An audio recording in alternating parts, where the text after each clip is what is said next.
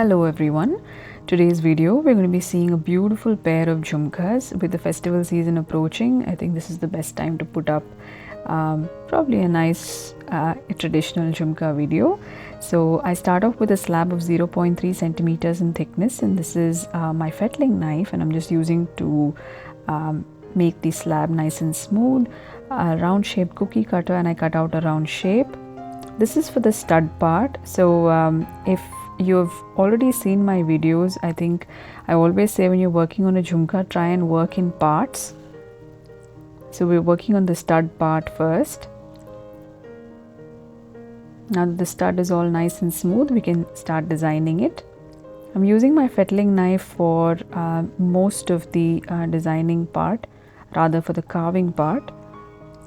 I have a pendant that I have made in this particular design. I'll link that in the description box below. Please do check it out.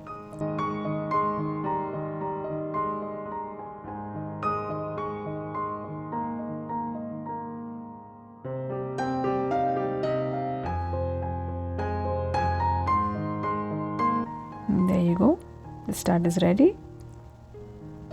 This is a connector bead. This basically is a round terracotta bead which is dried, and it already has two Nichrome wire U-pins.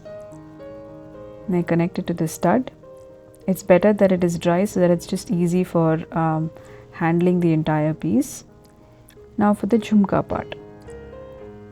This is my jhumka mold lined with a little bit of oil, and I cut off the excess using my fettling knife.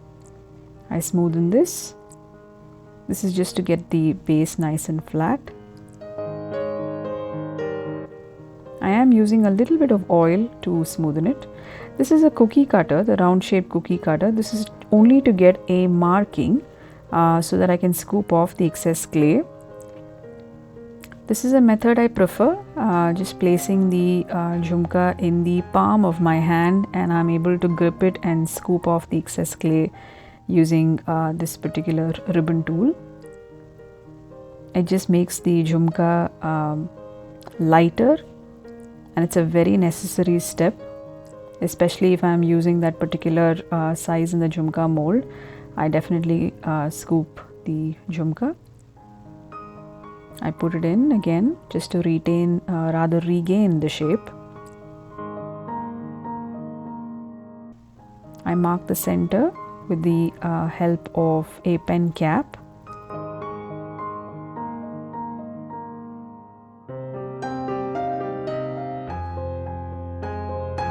With the help of my fettling knife, just do the zigzag design. So if you notice, I am using my fettling knife for about 95% of the design part, rather the carving part, except for the pen cap. I think everything else that I have done on this particular stud as well as the jhumka part below is with the help of my fettling knife.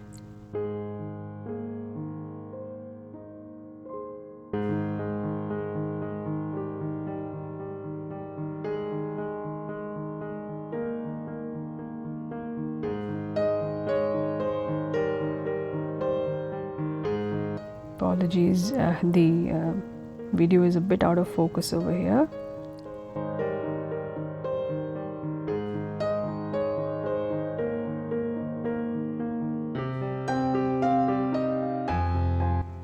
There you go, the jhumka part is ready. I put it back in.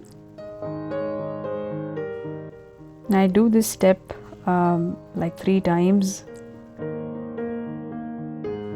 For the stick beads now, I leave about a little bit of gap because it does tend to shrink, so that will automatically bring the stick beads a little bit closer. Now that the stick beads are also in place, it's time to connect the stud part to the base part. So for all of this, I'm using a Nichrome wire gauge 26 U-pin, and there you go. Both the pair of jhumkas are ready.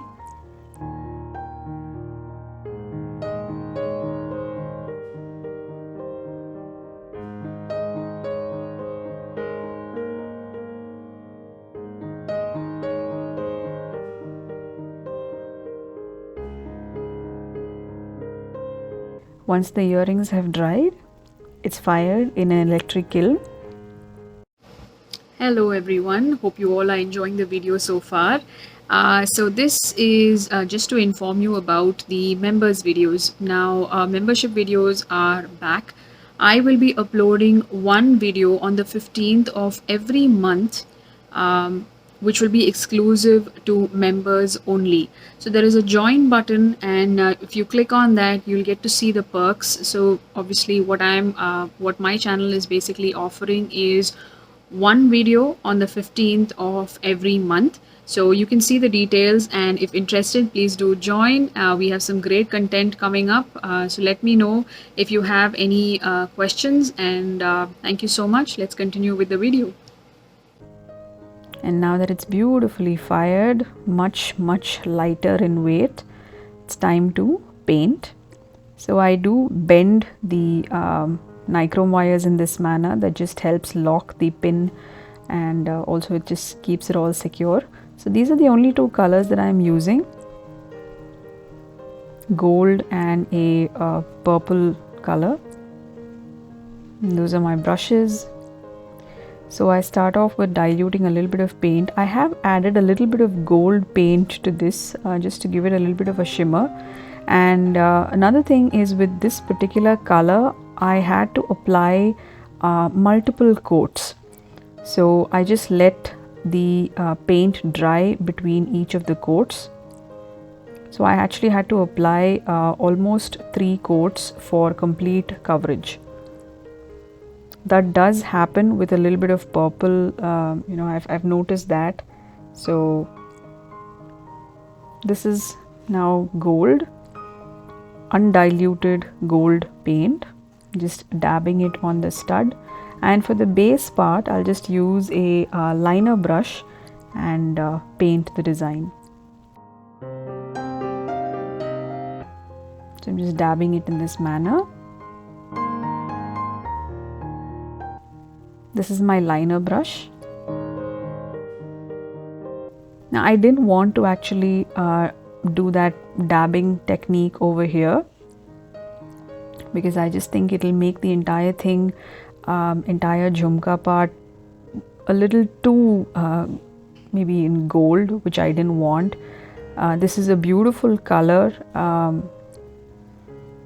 In fact, it's not coming through very well in this particular light, but it's a it's a lovely color.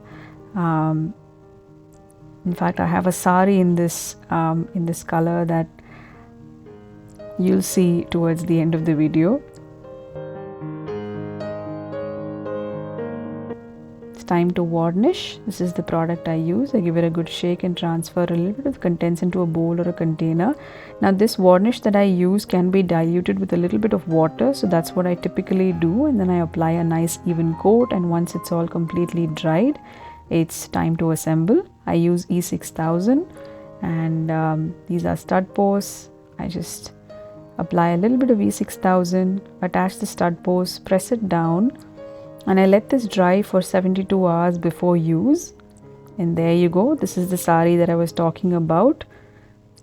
I think it's a beautiful color combination. I really hope you all enjoyed watching this video. Please do let me know what you think of the video in the comments. Please like, share and subscribe to our YouTube channel. Thank you so much for your time, and thank you so much for watching.